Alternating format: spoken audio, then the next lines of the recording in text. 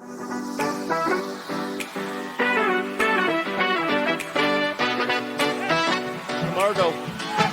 across to the spot, and Dan Klopp has opened the scoring.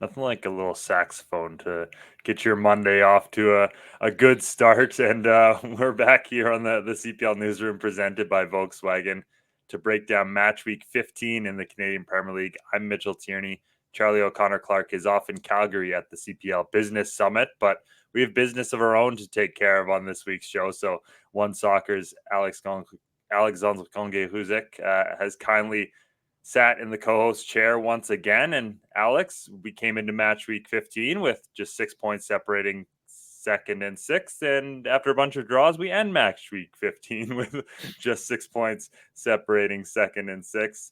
I think only Halifax and maybe Pacific, who didn't even play this week, are probably truly happy with how the week went. But that doesn't mean we don't have a lot to talk about on this week's show, does it?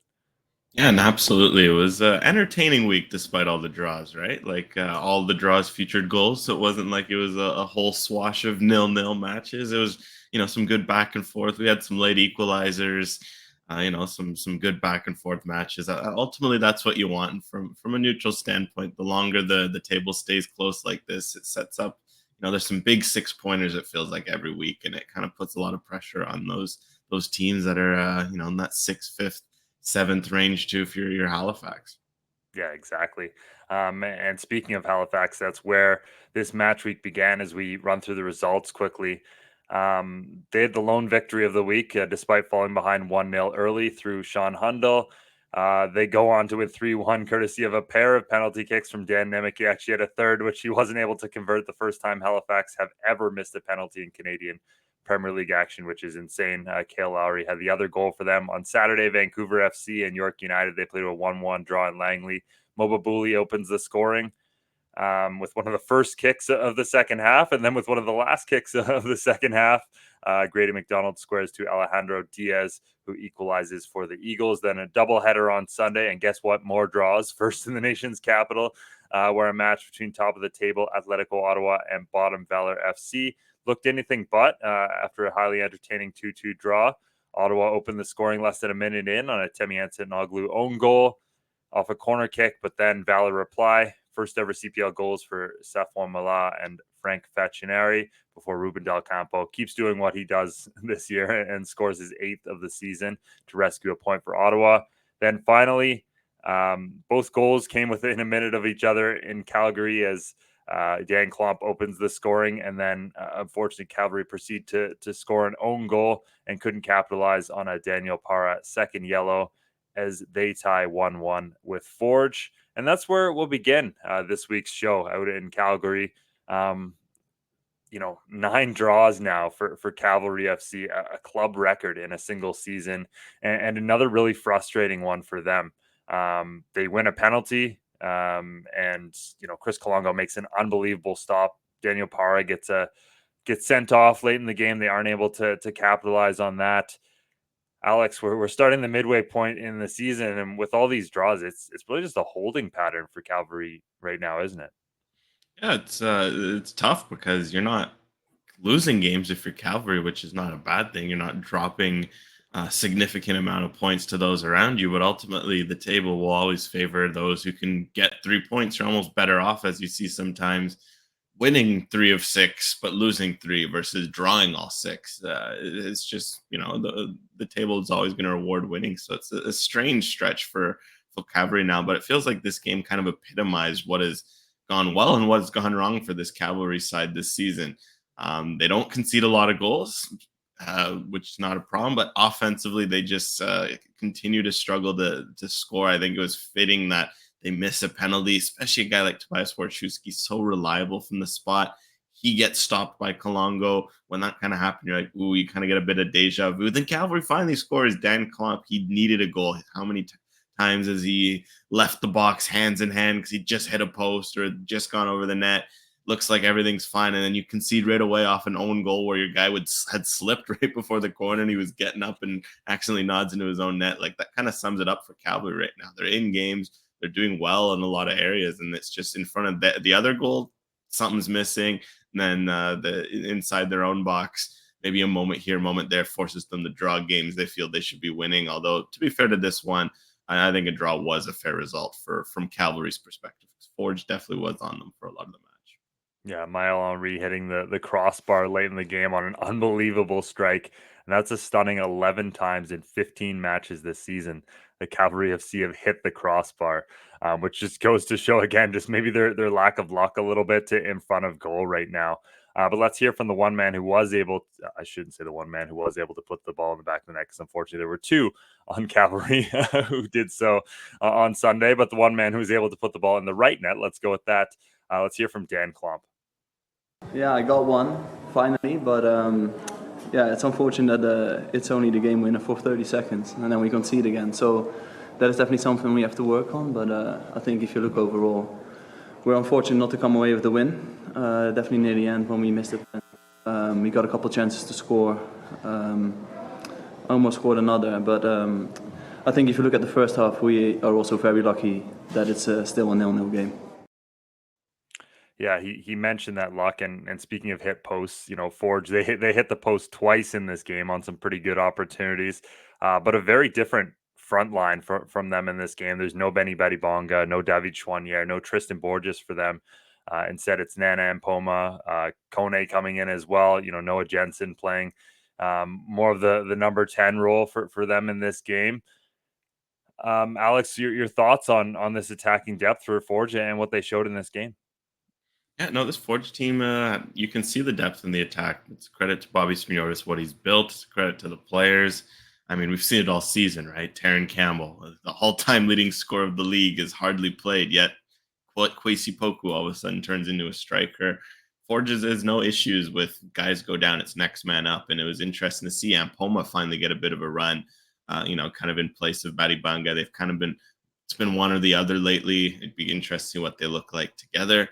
And Poma was lively, he's direct, maybe a bit too direct at times because he was very shoot heavy, and there were moments where maybe he could have played off a teammate, but you do like the confidence because there were a few times where the ball would come off his foot and you can see what he was going for. Kone comes in, gets some valuable U21 minutes, some valuable experience. I thought he, had a lively performance down the right as well.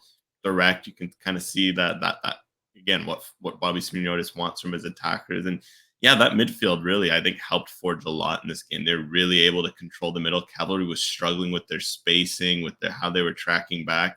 And, with the season Kyle Becker's been having as of late, it feels like he's really hit a rhythm. And then Jensen, right? He keeps having great performances off the bench. He finally gets a start. Like, that's a great combination to have, where I think most teams in the league would love to have a Jensen, Hojabapour, Becker midfield. You can get so much control.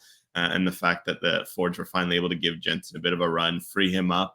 It's just a sign of their depth, and that's why it's Forge. It's going to be so scary to see what this team looks like as the year goes on, and they get more and more guys healthy, because they can just roll out so many different combinations. And in this game, they went midfield heavy, and I thought that was a good choice with how they were able to control a lot of the tempo and the proceedings. Yeah, still the CPL's all-time leading goal scorer, just on the injury reserve right now for Forge, which Bobby Smyrniotis will remind you of every so often in terms of this team's attacking depth. But still just the one win away from home in 7 matches on the season for Forge. So that's obviously something they're going to want to change in the second half of the campaign. And speaking of road teams, nobody in the Canadian Premier League has been on the road more than Valor FC this season, and they played their 9th and 10th road matches of the campaign on Thursday in Halifax, and then quick turnaround to the nation's capital, and one where they got caught up in that whole Microsoft flight debacle. So they get in very late to Ottawa. They finally get there, kick off, and then an own goal less than a minute into the match. But what was impressive was what came after that from Valor, turning things around for honestly what's a pretty impressive road draw for them in Ottawa. Alex, your thoughts on what I called personally a valiant Valor performance after a nightmare travel week and going up against the league's top team this season and showing a very good account of themselves.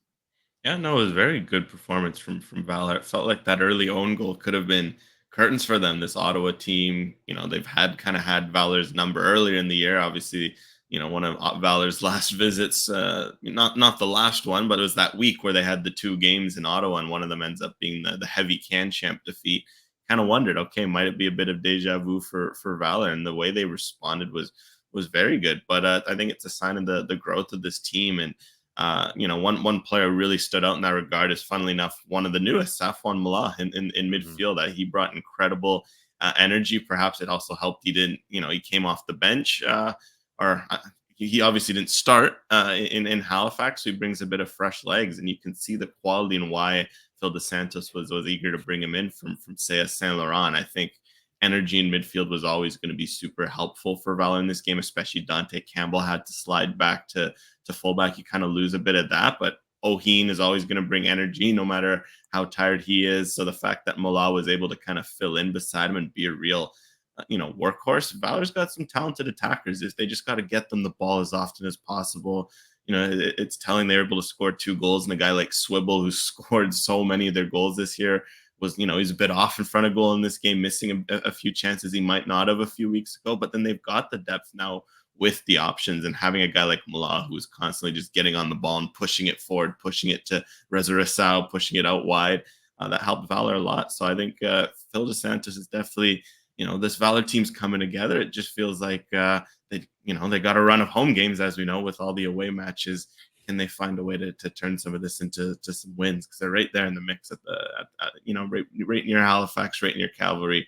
They're not out of it for by any stretch. Yeah, you love how many guys they have in the box on that first goal where, Nate Ingham had to be incredibly frustrated with his defense where, he saved Jordy Swivel, he saved Sean Hundle, and then Safwan Malah able to come in. But that's what you want, right? You want those percentage-wise, the more guys you kind of have in the box, the more opportunity you're going to have to score him from open play like that. Like that's a progression in Valor's game is being a little bit more aggressive like that. So impressive from them. On the other side of things, just one win in the past 5 at home for Atletico Ottawa. They were incredibly frustrated after this match, feeling, they really missed an opportunity against a Valor side who, by the end of the game, were cramping, were exhausted from their travel week. This was something that, they felt like as the league leaders, they needed to take advantage of, and they couldn't. Your thoughts on their performance in this game? Yeah, it was a bit surprising because, of this recent run at home, kind of something that's, stood out is that a few teams have been able to come in and think of Pacific a few weeks ago, get that first goal, and then Ottawa's kind of forced to play on the front foot and, kind of go chase the game. Ottawa, as we see on the road, they're so good when you can kind of when they're sitting back, they're waiting for that moment. They can kind of play different ways. So the fact that Ottawa got the early lead in this game, you kind of thought, okay, they can kind of slow things down, force Valor to do a lot of the work off the ball, force them to kind of break the game open. And then Valor did. And I think Ottawa, it was a bit of a surprise to see, to their credit. I mean, they responded well at the end and they pushed. But I think for Ottawa, that definitely does feel like a bit of a missed opportunity with all these recent home results. But at the same time, I think this comes with being the top team in the table. Everyone's kind of got to look at Ottawa. They know what this Ottawa team can do, and I think the fact of their style of play, kind of suiting them a bit better on the road has kind of shown itself lately with the home form. So definitely something to watch, because typically you expect an Ottawa team to go up 1-0. That's usually a sign that it's game over. So that Valor was able to push them. I think other teams will take note that, okay, you can kind of, you have to push this Ottawa team, because earlier in the season when they were winning so many games, when they were picking up points, it just felt like everything they were doing was they're touching, it was gold. And Carlos Gonzalez even kind of joked at times like, not fully happy with how we're playing, but we're getting points. So I think some of those earlier habits are kind of creeping in, and something that they'll want to just clean up as they try to keep pace at the top of the table, because quietly a pretty darn big game with York looms next week, which is something to watch. Yeah, I think a similar sentiment from uh, midfielder Manny Aparicio after this match. Let's go back to the nation's capital and hear what he had to say. Yeah, I think the good thing about today is that, fight back mentality that we brought out again. But again, we kind of touched on it before throughout the season. We're almost like reacting to the games and trying to claw our way back into it, which is nice to see. But you would hope that by now we kind of bring that from the first whistle. So I think just having that mind switch of trying to bring it in, even though you're in first, you're playing the last place team. They just played 3 days ago. I think sometimes mentality, you can kind of let it slip away, and that's what we did. So I think if we can have that killer mentality again, that'll be a difference maker. And speaking of teams who have kind of struggled at home recently, Vancouver FC, a pair of lopsided losses in their last two in Langley, and so they host York United on Saturday, looking to turn things around. In the end, it takes them until probably the final kick of the match, or one of the final kicks, to get something. They get a point. But how significant could that moment be? Given, Alex, it avoids what would have been 3 straight losses at home, and really frustrating considering how well they'd started the season in Langley. Yeah, it's it was massive for them to get that late draw, because they've got a crucial home stretch here, where it's something like they have a 4-6 at home, or even 5-7 after, in terms of just a bunch of home games, and they finish with a lot of road games. This stretch is crucial for them to really pick up some points. They only have 1 win in their last 8, I think it is. So they obviously, it's been a bit of a draw kind of cycle, and especially at home where this Vancouver team feels they're at their best. It feels like they're best suited to play. The last 2 losses were rough. I mean, Rocco Romeo came in after the first one against Halifax. It was unacceptable. Ben Fisk comes in last week with a lot of strong words. And for Vancouver, it was kind of deja vu at halftime. I don't know if you didn't pick up what happened at halftime. It's something where I've watched a lot of games. I've never seen anything like it. It was already a kid issue in the first half for Juan Cordova, who had the wrong compression shorts. He goes off to the sideline, is draped by like 3 towels while guys are like changing his shorts on the field. Classic beach weird. day move. Exactly. Little beach day like towel around. Well done. He goes, you're like, okay, don't think much of it. Moses Dyer at halftime is warming up. He's obviously coming off an injury, so he doesn't start. And then halftime starts, and of course, because Thomas Powell, he got taken out, he picked up a knock. Mickey Kintav, nowhere to be found, must pick up a knock. Moses Dyer, nowhere to be found, even though you just saw him warming up. They're down a player. And then it turns out that Moses Dyer also had a compression shorts issue. He had to run back to the locker. The shorts were actually on the bench. Vancouver's short a player. That sort of stuff happens all the game, right? You got a guy injured. You go down to 10 all the time in the game. Vancouver just happens to concede. I don't know if you picked up, Callum Irving loses his mind, understandably so. Like, he's frustrated. His team's not ready at halftime. He said the Ben Fisk word that we aren't allowed to say on this show. Oh yeah, exactly, and a few others that maybe not worth repeating. And then Rocco Romeo also in the press conference after wasn't the most pleased with the goal, as they should. It was a pretty embarrassing goal. You kind of get a bit of deja vu, especially it goes 92nd, 93rd minute. You're sitting there like, are they actually going to lose on a goal like this for a 3rd straight home loss? So I think that goal means a lot more just because of the context of the goal they'd given up and the run, because that's just something where if you want to be a team that's pushing for a playoff spot, that's pushing for a title, you just can't have a run like this. You can't give up goals like this. Like, that's something that you have maybe at the end, if you're on the bottom end of the table and you look back like, remember that moment where you concede a goal because you didn't have the right shorts on the field. So I think this goal can really be a galvanizing moment. And I think it's fitting that it comes from 2 key sources. Grady McDonald, the 16-year-old who just seems to get better with each moment that Afshin Gantby trusts him. And he had some great words to say about McDonald after the game and what he means to this team with the energy he brings. And then, of course, Guero Diaz recently announces that he's staying at the club for another year with the loan. For him to score a big goal like this, he worked really hard in this game. It was a tough one for him to get a goal like that. It was well deserved, and I think this is something where Vancouver can build, and it helps that they have a few more games at home. And Cavalry's their next game at home. They've struggled against Cavalry. If they can use this as momentum against a struggling Cavalry team, this could be a really big galvanizing moment for Vancouver.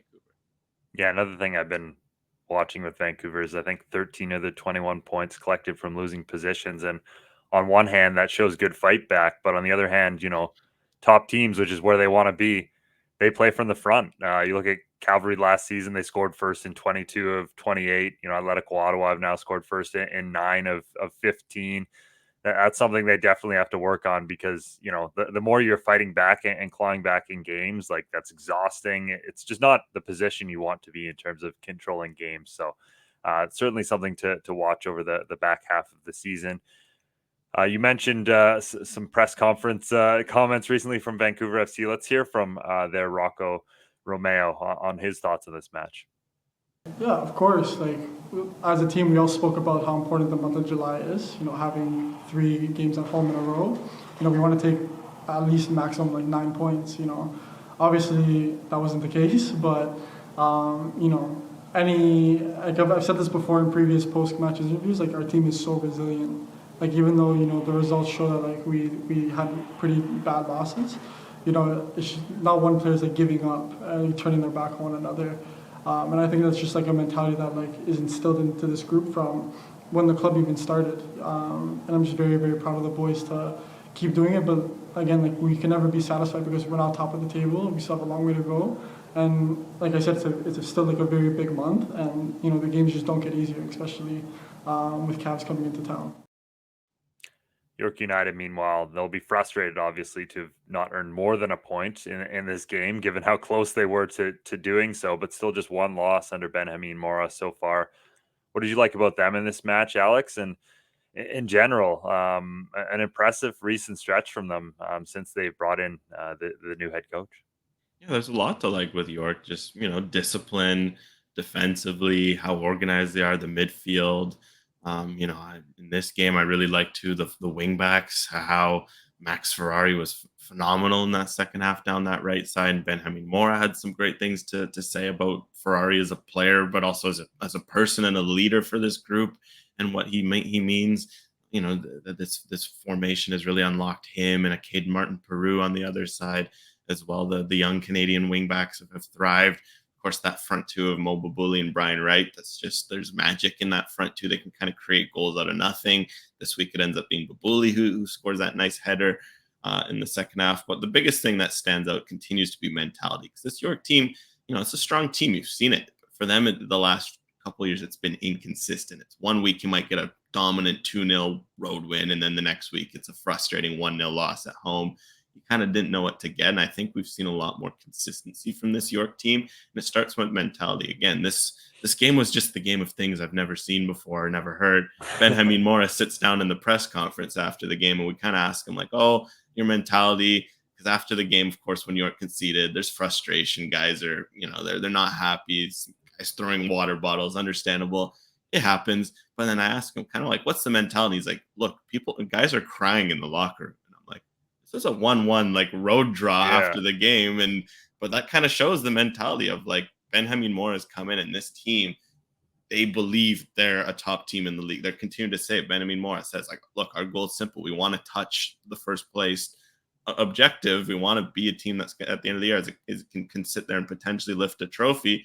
For them, a road draw with Vancouver is unacceptable, especially when they're leading for as long as they did. That's the kind of result that you throw stuff over, that you're crying over, where, maybe if in from an outside perspective, at least I sit there, okay, a road point is nothing to scoff at in this league. But that's the mentality that Benjamin Mora has brought. And I think you can just tell the way he kind of conducts himself, the intensity that he brings. It's rubbing off the group. You can see it in those guys. They really want to go out and win. And the fact that they're going into some tough environments. The week before, they go to Cavalry and put in an excellent performance. Now they go to Vancouver and are with minutes of getting another key road win. It's definitely been exciting to see their push. And now the fact that Ottawa game next week is so exciting, because they're going to go all out, especially after beating Ottawa. And for them, this draw feels like a loss. So they're going to bottle it, put it into what I imagine is some very intense training sessions, and then on to the next one. Yeah, that's a great point, especially at a York Lions Stadium where they've been outstanding so far this season, hosting top of the table Atletico Ottawa. That's going to be a match to watch this coming Friday. Let's hear from York United's Elijah Adekubi, though, before we wrap up this game. Definitely. I mean, I think you can see, for example, we went from 6th to 2nd, but I think the best part is game by game, the mentality has shifted. So the first game, we get a point at Vancouver at home, to be honest. Which we thought we should have won, and then from there we win another 1 or 2. So then you start to believe we're a good team. Then we lose to Valor, which in hindsight, for me, blessing in disguise, because you see how you react to a loss. We come back, we win 2 straight, get a tough point here, and now we have the belief that we now fancy ourselves against anybody. So I think full credit to Coach Benjamin. Game by game, he's won our trust. He's put us in a position where not only is it just in words, but we can see it in reality. We can see that we're improving. We can see competing against teams that before we didn't give as good of a competition, but now we're there, and the table is reflective of that. So full credit to our staff, full credit to Coach Benjamin, and I would say definitely the mentality of this group now is we do want to be champions. We want to challenge for that, and we're okay to say that and to live by those words. Well, you spoke of seeing things that maybe you hadn't seen very often in that Vancouver FC match, and I think that was certainly the case as we started this week in Halifax, where the Wanderers won 3 penalties. Dan Nimick taking all 3 of them, scores 2. The third one is saved by Jonathan Viscosi, but it is enough combined with a Cale Lowry opener to give them a 3-1 victory over Valor FC. Halifax coming into it a little bit. They're starting to pick up wins. Alex, have they officially turned a corner for you, or is there something you still need to see from them before you're fully convinced that they're kind of back in the race? I think they've turned a corner. I think they're really starting to look like Halifax of 2023, the Halifax team that impressed with their big surprise push up the table. Like for me, what kind of stood out early in the year was that defensively they weren't quite where they should be, where they have been. It didn't help that a guy like Dan Nimick, who is so reliable for them last year in terms of just his performances, but also his availability, picked up an injury, something that was tough for Nimick. He said he hasn't really dealt with anything like that in his career, and it made it tough for him to kind of sit in the sidelines as his team was struggling. You know how important he is to this team. It's no surprise to see him put in some big performances as of late, such as that first win over Vancouver, such as this performance here against Valor. But for Halifax, defensively, as they were struggling, they were also struggling offensively. And I think those two things are very hand in hand. Like Halifax is a team that for them, their best defense is a good offense. They're at their best when they're scoring goals, when they're putting pressure on teams, because then that allows them to attack with the ball or to defend with the ball, to defend by pressing down and tiring out the other team. And I think we've really started to see that. And what's nice is that they're starting to get some different guys across the lineup step up. For me, what really impressed me over the last few weeks is that Farron, by Telfair front three. Like that's been an exciting front three, one of the best in the league. Then in this game, Baez on the bench, Farron's not in the squad. Telfair leads the line. Okay, no problem. Aiden Daniels and Giorgio Probo go. And that was a phenomenal little duo there. Probo has had such a quietly good season. Love that signing for Halifax and what he brings. Well, the fact that they kind of had Daniels and dual 10s, really creative, playing off of Telfair, it caused a lot of fits for Valor. That's not easy to defend in midfield, to have two creative guys who want to pop up, who are constantly trying to feed Telfair to feed the wide players on Halifax. I think for these guys it's helping him that he now has the flexibility. That of course, if Farron's available, he's going to start a lot of games. But you got Telfair rolling right now. You got Probo as an intriguing option. You've got Aiden Daniels, who's been playing 10. He's been playing 6. He's been playing winger. You got Vitor Dias, who I don't even think we've seen the full version of, but he continues to offer intrigue off the bench. And every time you talk to anyone from Halifax, they're like, watch out for Vitor Dias when he's up to full speed. Like this Halifax attack I think is finally starting to roll again. So it's no coincidence that when the attack rolls that everything else goes. And it's fitting, right? Because all their players are at their best. Like Lorenzo Caligari, he's at his best when he's controlling the tempo. Dan Nimick, he's at his best when he's getting his foot on the ball and getting involved offensively. This is a team that wants to score goals, and they're starting to do it, and it's helping them in every facet of their game right now. Yeah, and the only team in the league who hasn't even reached the halfway point of their season in terms of games played. So they're maybe a little bit closer than the standings would indicate right now to joining that, logjam and basically the whole table is a logjam at this point. I say the center of the table, but it's like 2 to 7 at this point. So that's basically the entire table. So they're going to be right in there, I think, in the coming weeks. And we heard very interestingly from Patrice Geyser after the game about how those early struggles have kind of shaped the way they've been able to play in recent weeks and the lessons they've learned from that. So let's go back to the Wanderers ground and hear from the Halifax gaffer. Yeah, I mean, Charlie, the problem is we played that game when we played it the first time, which I think was 4 or 5 weeks ago, 6 weeks ago. I don't know if we make that comeback. So I can do everything I can in my power, Charlie, but when the group has confidence in themselves and individually, then that becomes limitless. So I think with all the things we've gone through, the up and downs and the highs and lows, there's a real strong belief that's building in the group, and tonight was a step in the right direction. So I think that you could see them not panic. I mean, you always want to quest for a clean sheet. You always want to quest for having an error-free game, but I think what our season is going to be about is how we respond after mistakes, how we respond after losses. I mean, the beginning of the season was a real difficult period, Charlie, and right now, what it's done for us has made us sharper and stronger than ever before. So, long answer short, I think all the trials and errors and the bumps and bruises we've had has prepared us to say, no problem, we'll come back from this. Long answer short. That's an interesting one from Patrice Geyser. That brings us to the end of match week 15 in the Canadian Premier League. Let's look quickly at the standings across the league. And as I mentioned, incredibly close. The numbers obviously key in on Halifax having played one last game than everyone else. So they're right in there as well. Not really much closing otherwise in terms of the gaps across with all those draws. Halifax, the only team really making significant progress this week. But as we turn our attentions to the next week in the Canadian Premier League, there's a lot of opportunities for teams to do so. Beginning on Friday, York Lions Stadium, as we mentioned, that tasty clash between top of the table Athletic Ottawa, second place York United at 7 p.m. Eastern, 4 p.m. Pacific. Then out west on Friday night as well, Vancouver FC hosts Cavalry FC in Langley. That one going 10 p.m. Eastern, 7 p.m. Pacific, 8 p.m. Mountain for those in Calgary. And then on Saturday rather, Forge host high-flying Halifax Wanderers at Tim Hortons Field, 7 p.m. Eastern, 8 p.m. Atlantic. Then we'll wrap up the week with the Tony Bet match of the week at Starlight Stadium as Pacific FC are back in action on Sunday, hosting Valor in an afternoon matinee game, 2 p.m. Pacific, 5 p.m. Eastern time, which will be a lovely way to follow up the Canadian women's national team taking on France, I believe, that day in a huge game at the Olympic Games. Our man who will be covering a lot of the Olympic stuff for us over at CanPL.ca is producer Benedict Rhodes. Let's bring him on right now and ask him if I was correct that Canada is playing on Sunday. They are playing on Sunday.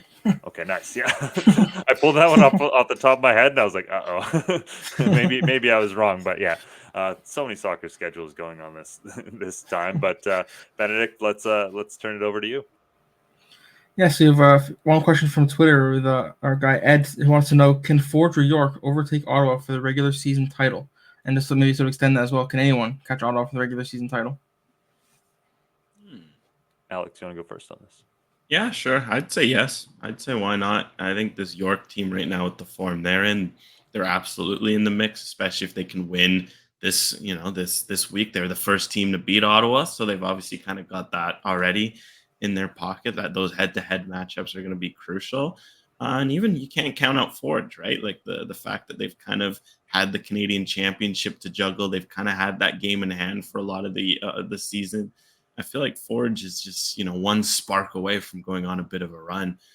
So there's definitely teams in the mix for Ottawa. I think it's something where this second half of the season is going to be crucial, especially for, like we talked about earlier, Mitch, habits. Can they keep up some habits that might have creeped in over the winnings or the undefeated streak, where that can be a blessing and a curse for a team early because you pick up a lot of early points, but maybe there's this confidence, maybe there's this pressure that builds up, whereas teams now can come in and kind of chase them without much pressure, and that could open up the door. So definitely this race is far far from over. I think Cavalry overcame a bigger gap last year to end up winning the title by convincing fashion. So York, Forge, I wouldn't be surprised to see either team hop up.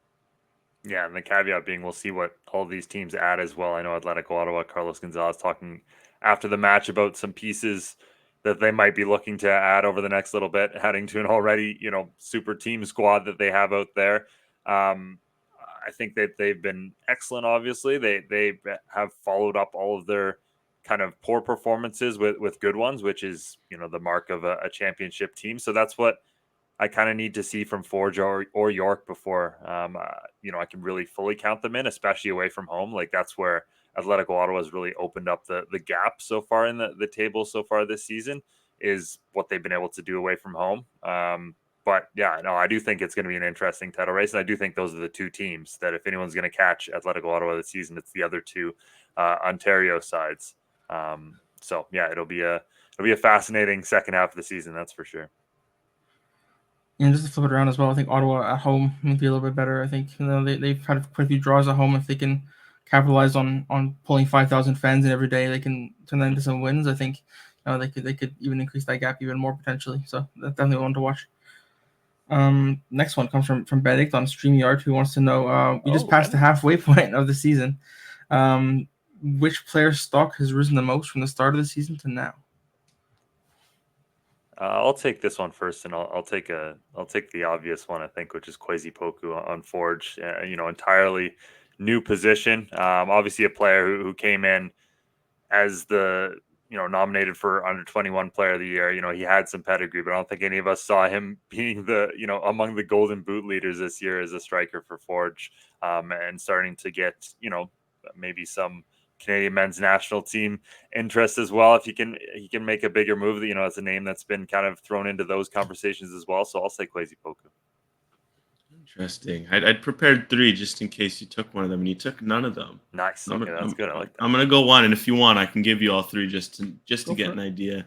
Mm-hmm. The one I'd go with is Emil Gazdov at Pacific. I think he's taken a huge step forward, and credit to James Merriman to stick with the young goalkeeper last year and was rewarded for it with some big playoff performances. And Gazdov's built off, that shutout he had in Halifax in the playoffs last year. And when he's been healthy, he's been really a huge asset for Pacific. Of course, their defending has been really good and they've helped them a lot, but he's made some massive saves. And I think having him healthy and available in the second half of the season will be crucial if Pacific's able to push up the table and potentially throw themselves into that top 2 mix. Just the other 2 guys, I won't touch on them much though. But I think Noah Batney, the job he's doing as a young defender for a top informed team in York, it's incredible to see, just because there's been a lot of talk about discovering young Canadian defenders lately, in Amoisa Bombito, how he was discovered too late at 24. It's been great to see this 19-year-old Nabatne just ball out week in, week out, get professional minutes. And the other one's Ruben Del Campo. Like last year, he was struggling to get minutes, and now he's the Golden Boot leader. It's been quite the turnaround from the Swiss striker.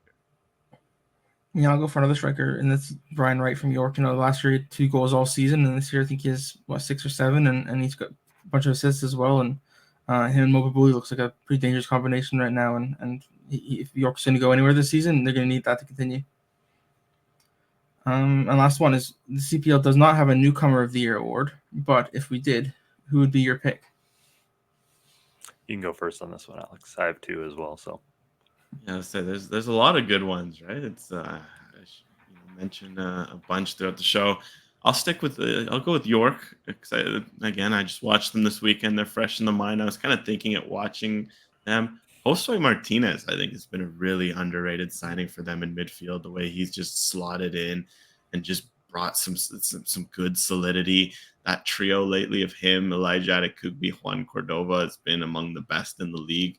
And you can kind of tell that Jose Martinez, he's fit right in with new coach Benjamin Mora. Of course, 2 Mexican compatriots obviously will help in terms of understanding and familiarity.